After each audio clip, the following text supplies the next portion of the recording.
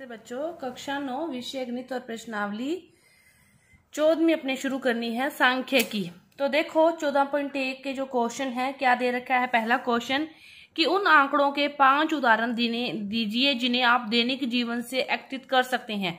दैनिक जीवन की जो घटनाएं हैं उनको आपने क्या करना है, 5 उदाहरण देने हैं। कोई भी दे सकते हो 5।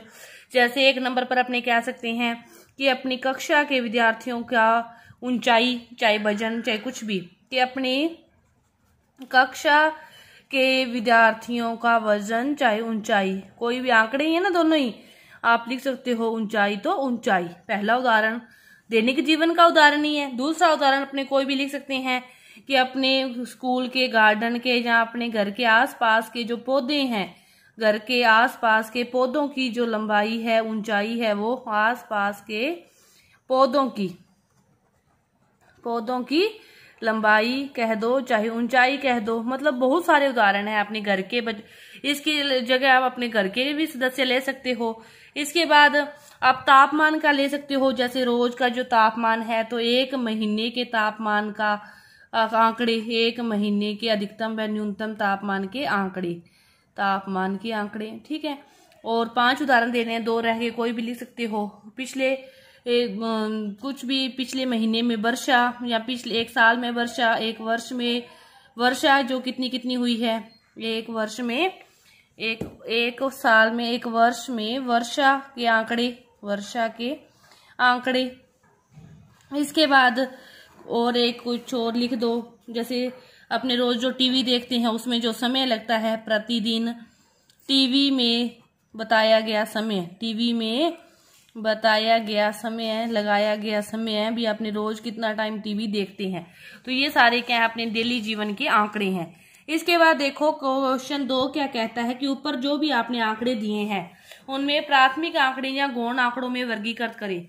तो प्राथमिक आंकड़े तो किन्हें कहते हैं, जिन आंकड़ों को अपने खुद प्राप्त किया है, जिन्हों समय अपने प्राप्त किया है, वो आंकड़े तो क्या होते हैं, प्राथमिक आंकड़े होते हैं।